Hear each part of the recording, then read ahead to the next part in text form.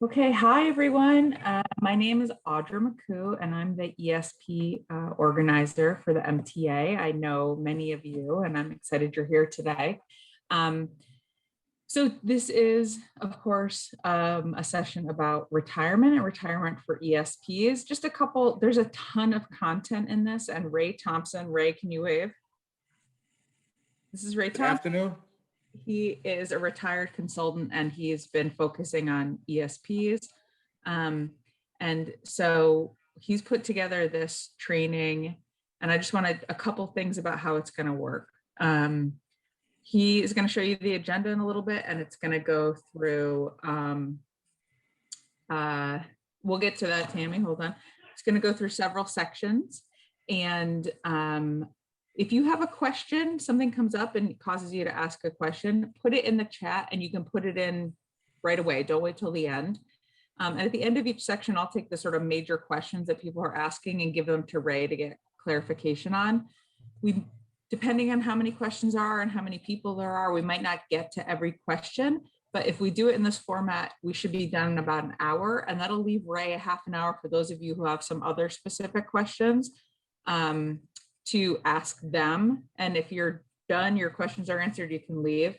Ray's also going to talk about how you can have a personal appointment for yourself. And just one other thing, Sarah, can you show us the, can you show the second slide?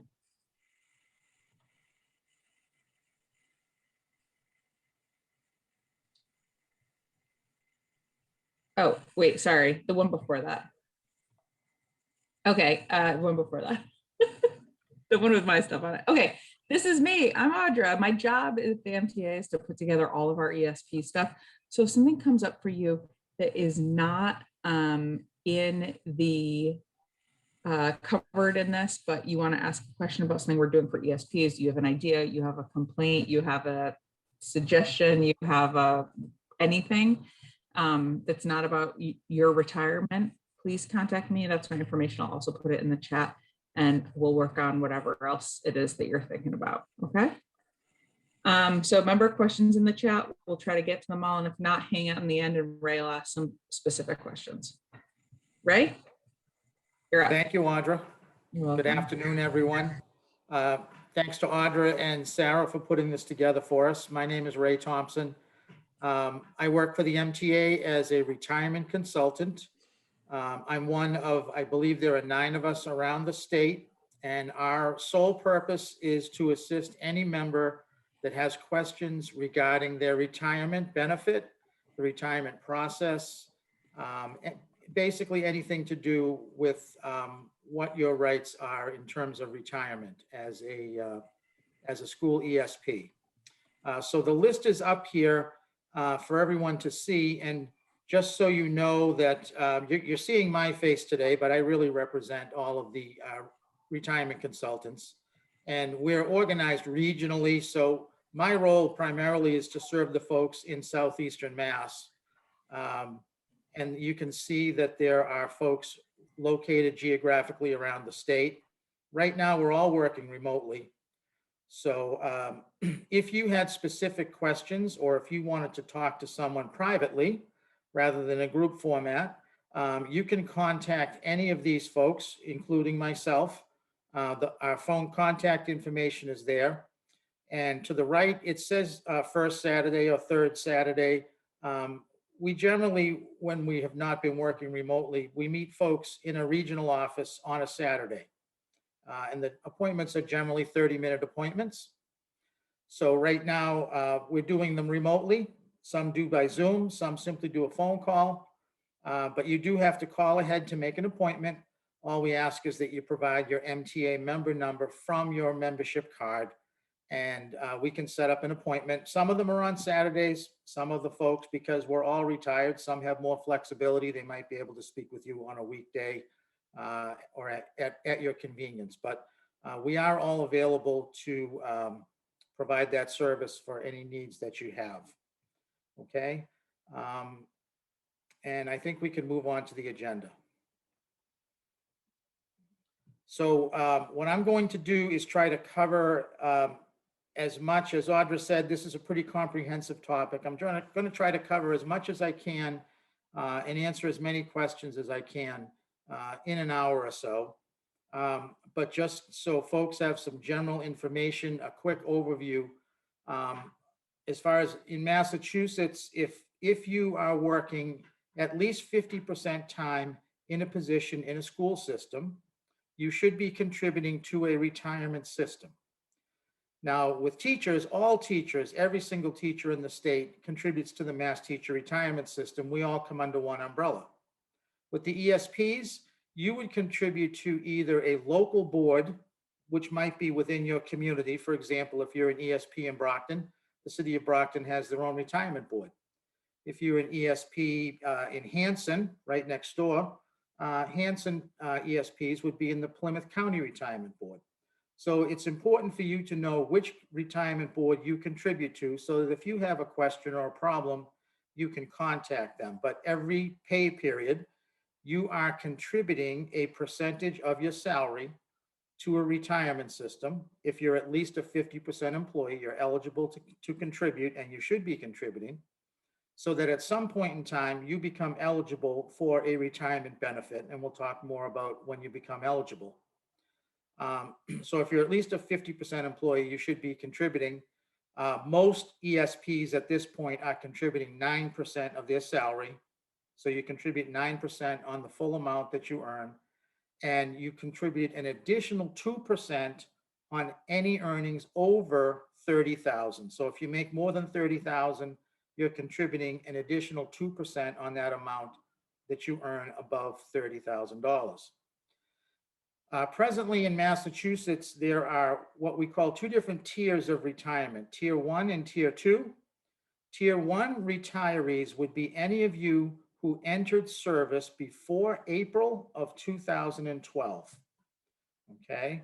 If you entered service after 2012, you would be in what's called Tier 2.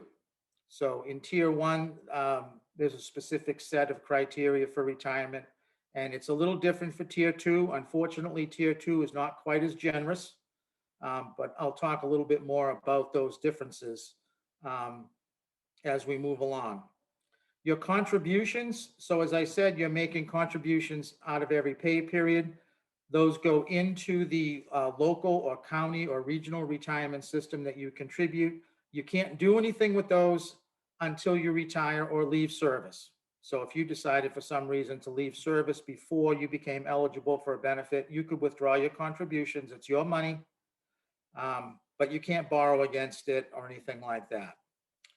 And finally, when you enrolled, you had to make a beneficiary designation with the retirement system. I encourage everyone to review that and be sure that it's current, because situations changed. As a foolish young person, when I enrolled at 22 years old, I made my mother my beneficiary. Lo and behold, when I got divorced at 33, I realized that my mother was still my beneficiary. I had never even made my wife my beneficiary because I never thought to do that. But you should periodically make sure that that's current. You know, if it's your spouse, if you're married, if you're unmarried, you might make it your children. You can talk to your local retirement board about how that beneficiary designation works. And then let's move on. Or actually, Audra, at this point, do we have any questions that you think we should stop and address? Because I do want to kind of stop at the end of each section. The only thing that's come up is, can people get a copy of this information? And we do have a retirement guide for ESPs. It's quite extensive. And I'm going to send it to everybody who's on this call, and it has all this information and more. And so I will send it to you after this. So take notes on this, but you will receive some more information in email. And if email does not work for you, you need to contact me directly and I'll get you a hard copy. Yes, and just to follow up, the guide that Audra was talking about was created specifically for ESPs. So we do have one for the teachers that mirrors the teacher retirement system. This one more closely mirrors the retirement situation for ESPs. Sorry, can you repeat the date for tiers 1 and 2? Pardon? The dates, yes. Sorry, the So, dates and the percentages of the above 30 and up to 30,000%. okay, so for tier 1, anyone who was hired prior to April of 2012 is in tier 1. Okay, and there are advantages to being in tier 1. Anyone who was hired after April of 2012 would be in tier 2. In general terms, it could be slightly different for some folks who have been ESPs for a longer period of time, but most folks are contributing 9% plus 2% for anything that they earn above 30,000. If you came in as a tier 2, I should have mentioned this, and I don't think I did. You came in as a tier 2, you're mandated to contribute 11% in some cases. Okay, but most people are at 9 plus 2. Okay, I think you're ready to move on. Okay, so creditable service. One factor in determining your retirement benefit when you reach that point is what's called creditable service. So all retirement boards credit service by full years and full months. So if you work a partial month, you have to technically work the entire month to get credit for the full month. But when you look at the retirement chart, it only lists a percentage by each full year. So people think that if they worked 20 years and 4 months, that they don't get credit for the 4 months. That's not accurate. So retirement credit is accumulated by full years and full months. One thing that you should check on, because it can vary, with teacher retirement, all the rules are the same. With those local retirement boards, they have some variations in how they credit service. So, for example, in most cases, an ESP who works the full school year from September to June gets credit for 1 full year of service. They consider the 10-month full school year a year of creditable service. However, there are still some retirement boards that only credit an ESP that works 10 months with 10/12 of a year of service, which equals roughly 8 months of creditable service. So it's good to know how your retirement board credits service. I think there are not a lot of situations where retirement boards are still crediting 10/12, but there are some. And it's good to understand that, because obviously that makes a big difference. You know, if you work 20 years in a school system, but you're not getting 20 full years of credit, that impacts your retirement when you go to retire. The other thing about creditable service is that in some situations, it is possible to purchase additional service. So for example, if your first position was less than half-time, maybe you were only working a few hours a day, you're not contributing to the retirement system. So you're not getting creditable service. If you then become, let's say, a full-time ESP, you can inquire at your local retirement board and see if they'll allow you to purchase credit for that service. So they would tell you the process, they would tell you what's eligible to purchase, and they would determine a cost for that purchase. There would be a cost involved, but that you could then add to your total creditable service. If you had been a substitute teacher, for instance, in a school system and then got a job as an ESP, you wouldn't have contributed anywhere in the substitute position, but your local retirement board might let you purchase that as creditable service. Military service would always be purchasable up to a certain point. So if you had served in the military, in most cases, you're able to purchase that as creditable service. If you previously worked, let's say you worked for a local town, maybe as a librarian, and you contributed, but then you left that job, you took your money out of the retirement system, you could put that money in, that's back in, that's called a refund purchase. You would again have to pay, but you would be able to get additional creditable service. And finally, vesting. Vesting occurs when you technically qualify for a benefit. That doesn't mean you can get a benefit, but at 10 years, you vest in the retirement system. So once you've contributed for 10 full years, you're considered vested, which means that you're going to become eligible for a pension. If you were age 55 and you were in tier 1, at 10 years, you would be eligible for a pension. Okay, so you'd not only be vested, but you would be eligible. If you were less than 55, you'd be vested, but not yet eligible for a pension. So it's important to understand that at 10 years of creditable service, you're considered vested, which means at some point you'll become eligible for a pension.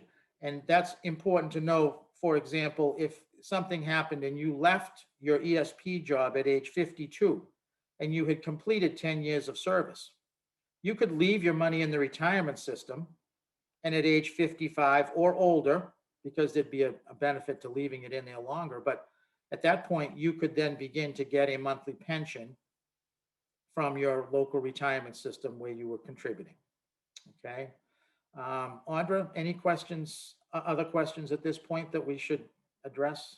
Yeah, do all districts offer the purchase of a creditable service? And does it have continuous service? All retirement boards will have a procedure for purchasing service. Some will allow you to purchase certain things that other retirement boards may not. I would say in general, you can always purchase military service. You can always purchase service that was refunded if you previously contributed to another retirement system. And then the specifics of what they'll allow you to purchase can vary from retirement board to retirement board. So you do have to check with your local retirement board. For example, if you were a substitute teacher prior to becoming an ESP, some local retirement boards might say, no, we don't allow you to purchase that. Others will. Okay, cool. And then does everyone, so what you're saying is there's all sorts of different pensions in all these different places. So, but does everybody have a standard vesting? Yes, 10 years. 10 years? 10 years is the law. That's chapter 32. So at 10 years, you vest. It doesn't mean you're eligible to collect because it's going to be based on your age. But at 10 years, at any age, you could leave your position as long as you left your money in the retirement system. When you reach a certain age, based on whether you're tier 1 or tier 2, you would then become eligible to collect a monthly pension benefit from that retirement board. Okay. I think that's it. Okay, great. So we'll move on to the retirement formula. So when are you eligible to retire? And it's going to be determined by whether you're in tier 1 or tier 2. So this is where that distinction becomes important. If you're in tier 1, meaning you were hired prior to April 2012, excuse me, you become eligible to collect a pension at any age as long as you have at least 20 years of creditable service. Now, that doesn't mean that the retirement benefit would be generous, but it just means that you'd be eligible, again, if you have 20 years of creditable service at any age. If you have at least 10 years of service and you're at least age 55 in tier 1, you're eligible to begin collecting a retirement benefit from that local retirement board. If you are in tier 2, you are not eligible to collect a monthly pension benefit until you reach age 60. Irregardless of how many years of service you have, you must be age 60. But the minimum requirement, again, would be 10 years. So if you're in tier 2, hired after April of 2012, you can begin collecting a monthly benefit with at least 10 years of service at age 60. How is the benefit determined? So how do I know how much I'm going to get? There's a formula that is used.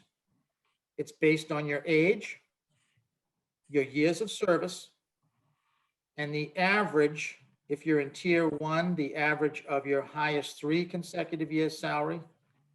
If you're in tier 2, they use the average of your highest 5 years of consecutive earnings. So again, the tier 2 retirement benefit is not quite as generous as tier 1. So it's your total creditable years of service times an age factor. And in the booklet, the age factors and the percentage tables are listed out, but just as an example, if I'm age 55 and I have 10 years of service, I'm eligible in tier 1 for a monthly benefit. So I would multiply my 10 years times the age factor at 55 is 1.5. So 1.5 times 10 would give me 15% of the average of my highest 3 consecutive years' salary. If I continued working another 5 years to age 60, every year that age factor goes up by 0.1. So at age 60, the age factor would be 2.0. And now I would have 15 years of service. So I would multiply 2.0 times 15. I would be at 30%. So the older you are and the more years of service you have, the greater the percentage you're going to get. The maximum percentage you can receive is 80%.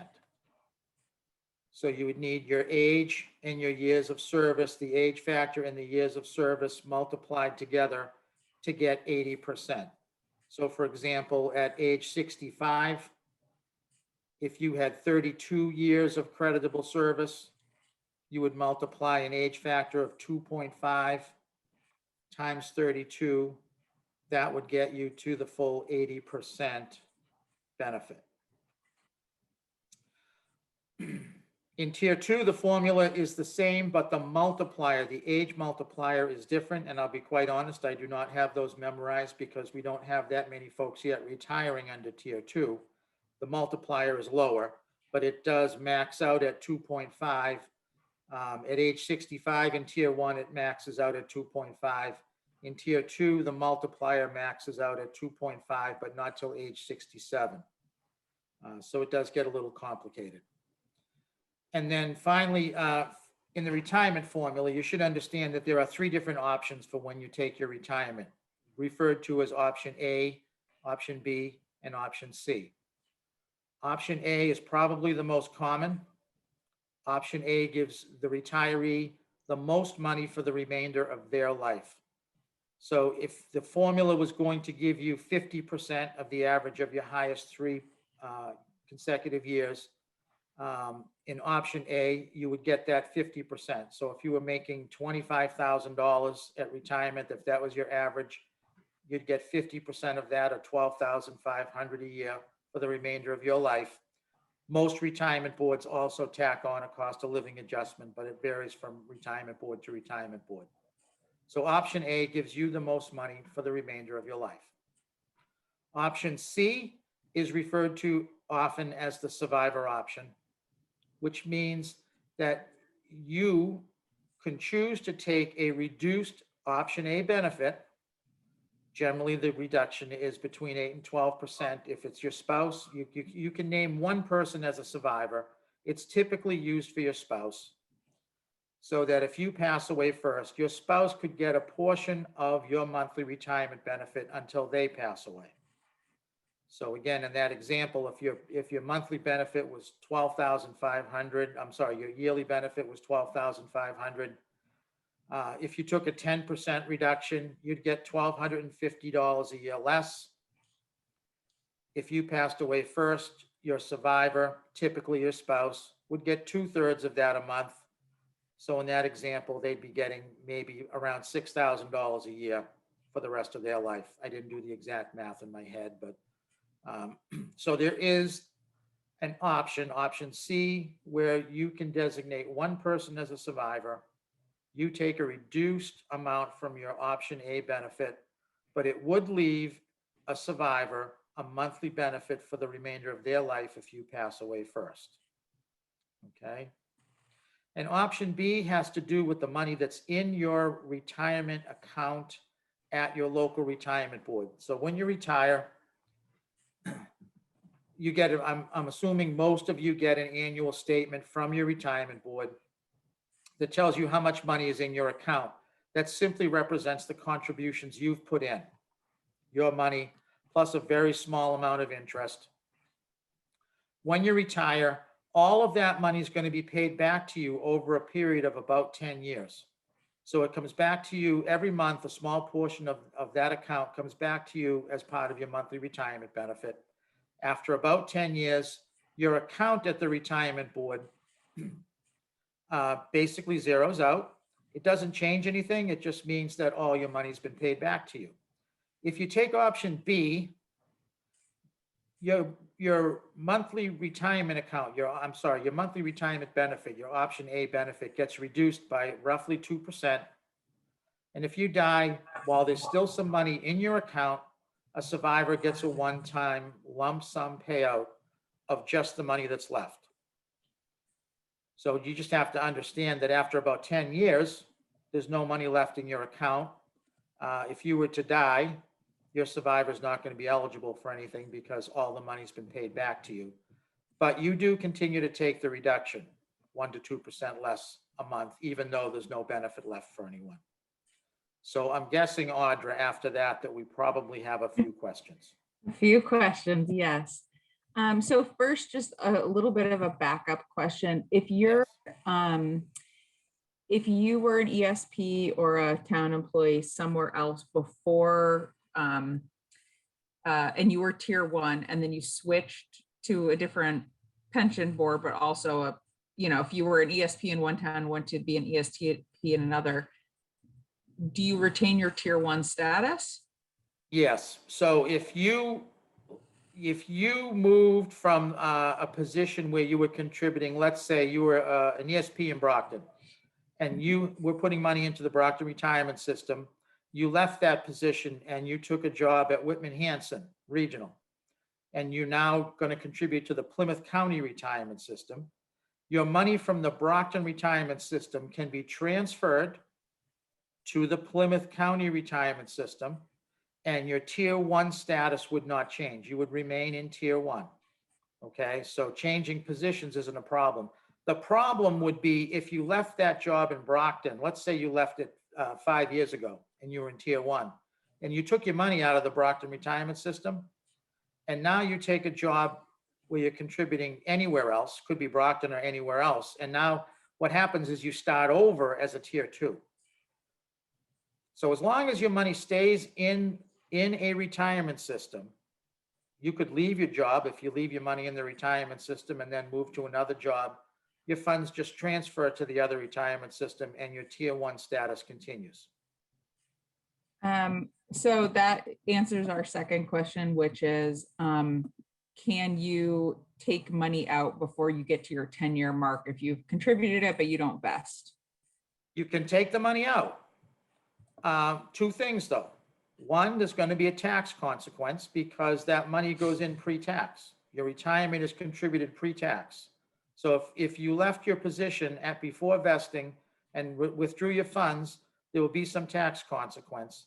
And the other issue again is that if you leave that position, you take your money out of a retirement system, and then you decide to go back into any job in Massachusetts where you contribute to a contributory system, you automatically go into tier 2. So you lose your tier 1 status if you take your money out. Oh, got it. Okay, thank you. Michelle asked, can you break down the percentage calculation again? You gave us a couple percent, so I think she probably means, how do you figure out what your retirement benefit is? Okay, again, it's based on your age at retirement and your full number of full years and full months of creditable service. So again, there's an age factor for each year of age. So beginning at age 50, the multiplier is 1.0. So 1.0 times your years of service. And you go by full years and full months. So if you had 10 and a half years, well, you wouldn't be eligible. You need, let's say you had 20 years at age 50, you could get 20%. The multiplier goes up by 0.1 each year. So at age 55, the multiplier is 1.5 times your years of service. At age 60, it's 2.0 times your years of service. In tier 1, it stops at age 65 at 2.5 times your years of service. you can continue to work after 65, but the multiplier stops at 2.5. In tier 2, the multiplier doesn't even become a factor until age 60. I believe it's 1.45 times your years of service at age 60. And then it goes up to a maximum of 2.5 at age 67. So let's again say I was 55 and I had 20 years of service. I'd multiply my 20 years times 1.5. That would give me a 30% benefit, 30% of the average of my highest 3 consecutive years. If I was older, the multiplier would be higher, depending on my age. I don't know if that answers Michelle's question or not. It does. Thank you. You're welcome. Okay, I think that the other questions are going to be answered moving forward. So I think we should move forward. And if Okay. So we talked a little bit about the retirement formula. I want to just talk about choosing your retirement date because it's important for us to understand, I think, a few things about that. Most folks typically equate retirement with the end of the school year. That makes sense. We work from September to June. In June, the school year is over. Everyone, separates for a few months. So it seems like most people retire at the end of the school year. And in a lot of cases, that makes the best sense for a variety of reasons. In most cases, the end of the school year would mean that if you worked from September to June that year, you're going to get a full year of credit. However, I just want to point out a couple other things.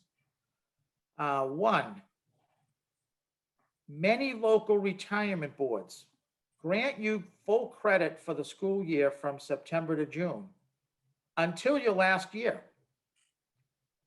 For some reason, they require you, or they would only give you full credit for that last year if you waited for your hire date, the anniversary of your hire date to retire. So let's say I was hired on August 25th when I first started way back when, and I get to the end of what I think is my last year of employment. I'm going to retire June 30th. I contact my local retirement board, and they might say to me, well, gee, Ray, our rules say that you can't retire until August 28th if you want a full year of credit for that last year.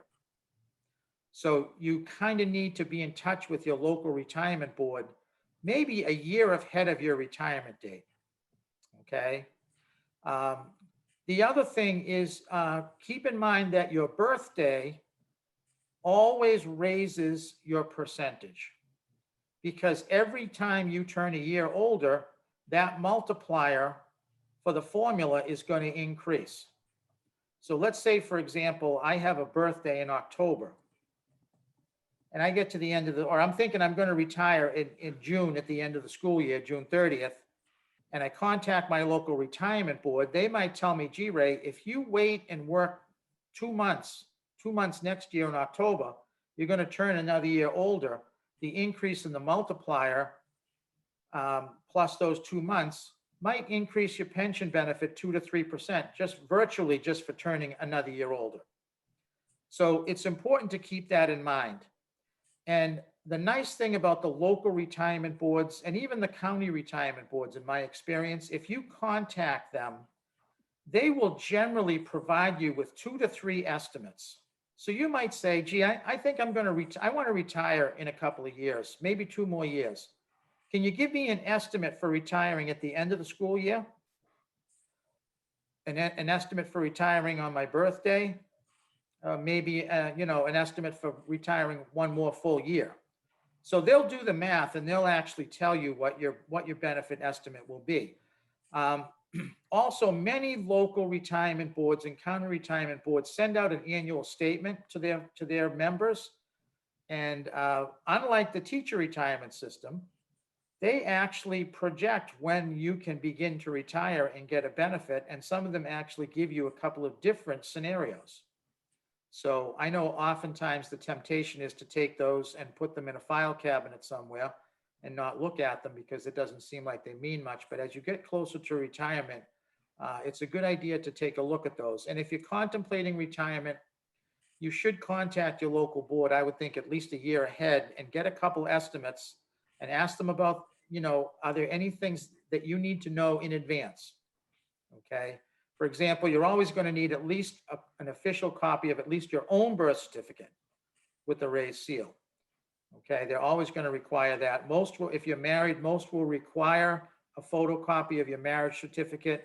If you've been married and divorced, typically they still want a copy of your marriage certificate because it documents your name change. If you were going to take option C to protect a spouse, a spousal benefit, you'd need an official copy of your spouse's birth certificate with the raised seal. So it's good to be in contact with your local board a little bit ahead of your retirement. And also you want to find out from them how far in advance, if I'm going to retire in June, how far ahead do I have to file my application and what's the process? Okay. Why don't we stop there, Audra, and see, do you have other questions at this point? Yeah. So you gave an example about talking about going beyond 65. And the Yes. confusion, does your age count after 65 or not? Okay, so if you're in tier 1,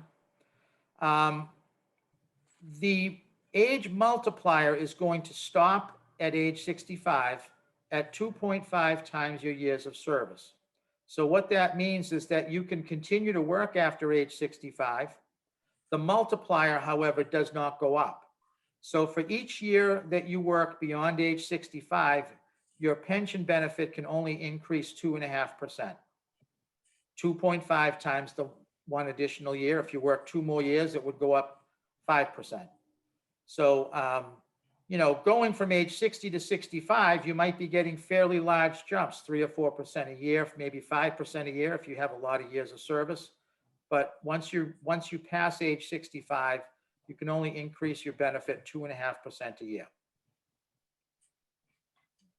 Great, thank you. And since option C is the reduced benefit so you can have more survivor benefits, what's the point of a beneficiary if you're not choosing option C? Okay, so while you're working, you have a beneficiary in the event that you unfortunately pass away. So if you pass away while you're working, and if you're married, in many cases, your spouse would have the right to all of your money. So they could take a refund of your benefits that you've contributed, your contributions. In many cases, they might also be eligible for a monthly pension benefit if you have enough years of service. So you should have the person as your beneficiary that you would want. And there are multiple state laws that govern who can be a beneficiary. If you were single and you had children, if they're under 18, you can still have them named as your beneficiary. You might have to have the money go to an adult on their behalf, but they could be your beneficiary. It really depends on who you want that money to go to. You might put your best friend as your beneficiary, but if you're married and have children, the state is going to give your spouse first bite at that apple in terms of the contributions and or potential monthly benefit. So generally it's going to be your spouse. If you're divorced or you don't have a spouse, it most likely would be your children. You might name your parent, on behalf of your children with the understanding that they would hold that money and use it in the best interest of your children. But you should always have a beneficiary designated. When you retire, you're going to declare who your beneficiary would be if you take option B or C. If you take option A, there's not a survivor because you're taking as much money as you can, and there's no survivor benefits when you pass away. Ray, you mentioned that because so few people have started retiring from tier 2 that you weren't 100% sure about some of the numbers. On that, how can people find out that information? I would say that every local or county retirement system that has a website would have those charts available on their website. If they're going to get a copy of the booklet, Did I understand that you, Mhm. yes, so the chart for both tier 1 and tier 2 is in the booklet. Great.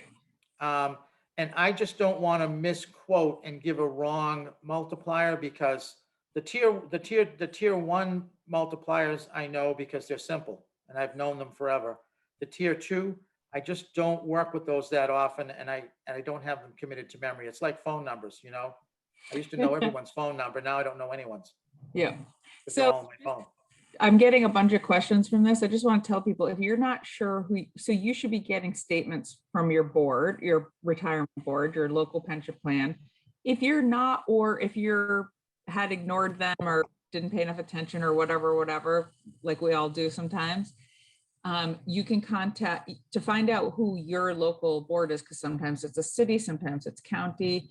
You can Sure. Google it, it comes right up, but also you can just contact your HR department and they'll know who it is. And often they'll have a contact name and number, and you can contact that board yourself also. Yeah, and remember that the people working in your school business office belong to the same retirement board that you do. So they're quite familiar, especially the people in the business office. They deal with them all the time because they're the ones who handle the contributions going to the retirement systems. They're the ones that handle the applications when they come in for retirement. They have to fill out part of those. So your HR office would have all of that information. And if your local board doesn't send out an annual statement, I would assume that you could contact them if you had a need to find out how much was in there. The amount of money you have in there really doesn't matter. It's more understanding your credible service. That's really what's more important to you at retirement. Okay, I think we're ready to go on. Okay, so Social Security and your pension. This is a topic that most folks are very concerned with, and rightfully so. And I will put the disclaimer out there right now that I do not work for the Social Security Administration. I do not declare myself to be an expert on Social Security, but I would like to just provide some insight as to how it could potentially affect or how your retirement, your pension could affect your Social Security. So the first statement there is, are you eligible for Social Security? And if so, can you collect it? So if you're eligible, to be eligible, you must have at least what the Social Security Administration calls credits, 40 credits. You need 40 full credits to be eligible, excuse me, to collect a Social Security benefit at some point. So if you've ever gotten a statement from Social Security, it will say right on the front that you either have enough credits or you don't have enough credits to collect a benefit. If you don't receive a statement annually, you can go online, create an account, and find out what your status is in terms of Social Security, whether you have enough credits and what they're telling you your potential benefit might be. And they generally list your benefit at what they call full retirement age, which your full retirement age is going to vary depending on your birth date. If you were born after 1960, your full retirement age is age 67. If you were born before 1960, it's going to vary somewhere between age 65 and age 67. In terms of whether or not you can collect it, if you are eligible for a Social Security benefit, even if you are receiving a Massachusetts public pension, you are always eligible to collect at least a portion of your own Social Security. Okay, let me repeat that. If you are eligible for a Social Security benefit under their guidelines, you can always collect at least a portion of your own Social Security. However, in most cases, it's reduced under what's called the windfall elimination provision, because as public employees in this state, we don't contribute to Social Security. Social Security penalizes us when we go to collect our Social Security benefit. The reduction is based on a couple of factors. The biggest one is how many years you contributed to Social Security and how many years you contributed on what they consider a substantial basis. So they have a chart that they use, and it lists how much you had to make in each calendar year in order to be considered substantial and be contributing. So if all you're doing is working as an ESP right now, you're not contributing to Social Security at all. You're not gaining credits, and you're not adding to any potential Social Security that you might have accumulated beforehand.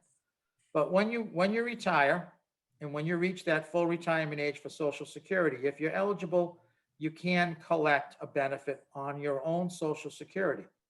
I suggest that you contact Social Security to get the most accurate information. But I will tell you this, it ranges somewhere between 40 and 90% that you can actually collect. So if Social Security said that based on your contributions and earnings at full retirement age, you could get $800 a month, that could translate to somewhere between 320, which is 40%, and 90% of 800 will be 720. You'd be somewhere in that range. Again, depending on your particular earning history and contribution history with Social Security. The other part of that is spousal benefits. Can you get spousal benefits based on what your spouse might have contributed to Social Security, what their potential benefit would be if they pass away first? So in other words, if your spouse predeceases you, can you get spousal benefits based on their record? The answer is maybe. It's going to depend on a few factors, primarily the size of your own retirement from your local or county retirement board.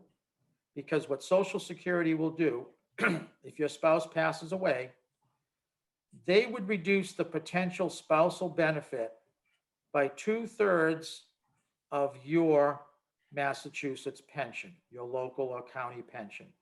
So if you were going to get, as an example, $900 a month from your Plymouth County retirement, they would take that 900, 2/3 of that would be 600.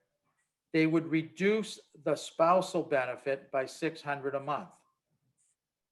Now, can that vary? You really need to contact Social Security to find out exactly what it would mean. So if you're in that situation, I would suggest that you're contacting Social Security to get an exact figure, okay? An exception to that, which quite honestly doesn't always make sense to me. But if you are age 60 and you're still working as an ESP in a public school and your spouse passes away, if you're at least age 60 and your spouse is eligible for Social Security, you can collect the full spousal benefit until you retire with no penalty. However, upon your retirement from your local or county retirement system, then the offset would kick in, what's called the government pension offset. So at that point, they would look at reducing the spousal benefit because now you're collecting a public pension. And the final point here is, what if I'm not vested? And I put next to that the 10-year dilemma. So oftentimes people come into public employment as an ESP later in life, and maybe they have a lot of Social Security accumulated. They're going to have a pretty good benefit at full retirement age, and they're not sure if it makes sense for them to actually get to the point where they're going to collect a pension from a public entity, local retirement board, county retirement board. Important to remember that at 10 years you vest. So your local or county retirement board considers you eligible for a public pension, and so does Social Security. If you're age 55 or older and you become vested at that point and decide to withdraw your money, Social Security may consider that a pensionable event, and they may offset your pension accordingly. Even though you're not going to take a monthly benefit, they might look at the withdrawal of your funds as a pensionable event.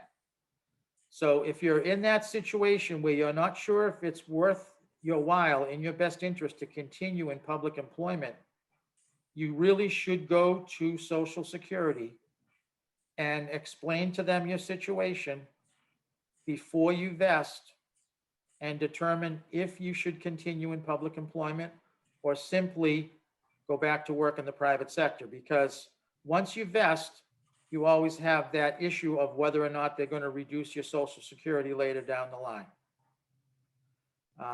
And in terms of exact figures, exact percentages, I'm loath to quote those because I don't want to make a mistake and give somebody inaccurate information, but in general, that's how that works. And I know it's a complicated topic. And Audra, do we have some questions that I might be able to answer on those? First, I just want to make a comment that is so insulting that they call it the windfall issue.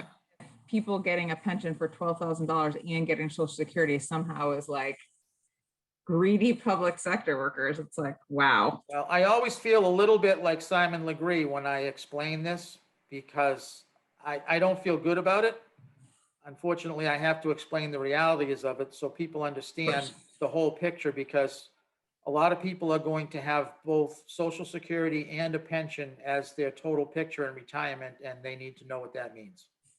I'm not sure if you know the question to this because it's kind of a social security, I'm sorry, the answer to this question because it's kind of a Social Security question. So if you don't, you don't. But if you're eligible for an ex spouse's pension, Social Security, do they have to retire for you to start drawing on that if you're retiring?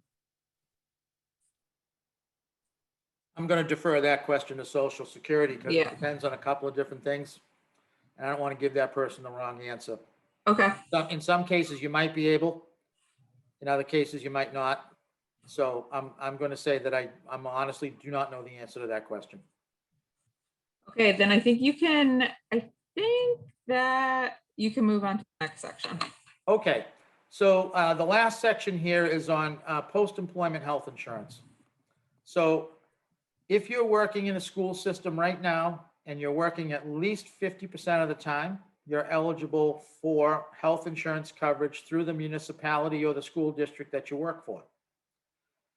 When you retire, as long as you are participating in the school district or the regional district's health insurance plan in that last year of employment, you are eligible to continue after retirement in some kind of healthcare coverage through that school district or local community until you turn age 65.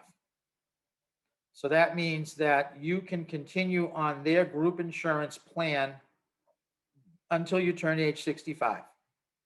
Now, when you retire, or when you're working, I should say, you're paying a percentage of the premium every pay period, depending on the agreement between your local association and the town or the school district. So let's say you're paying 25% of your premium and the school district's paying 75%.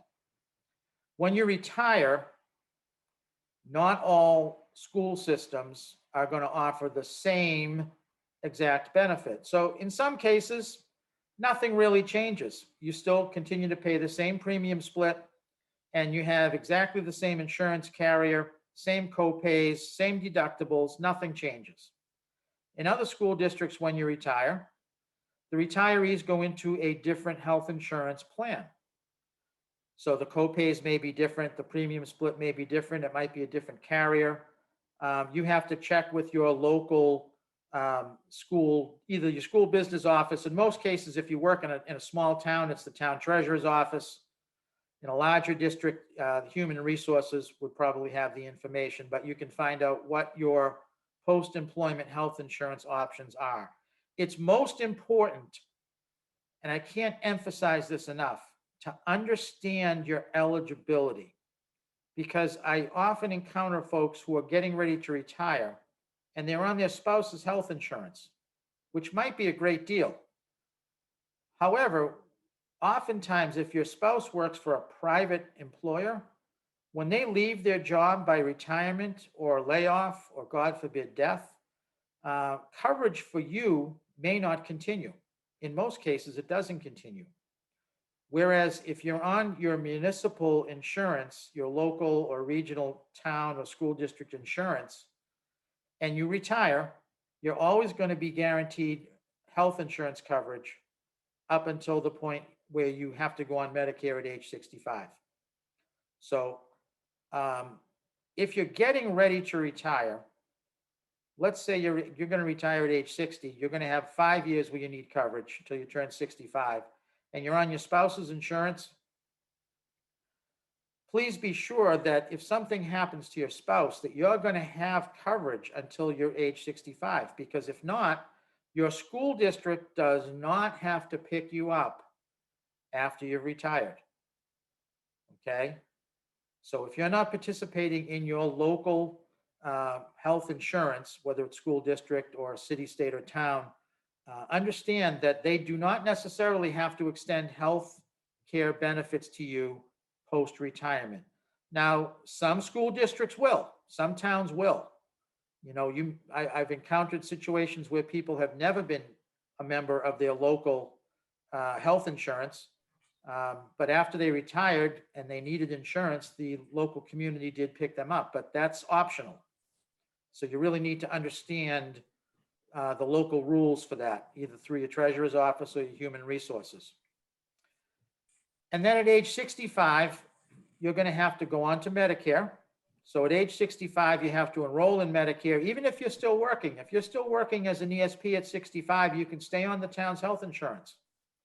But you do have to enroll in Medicare, and be sure you do, because if you don't enroll by age 65, when you do decide to enroll in Medicare later on, Medicare will penalize you every year for the rest of your life.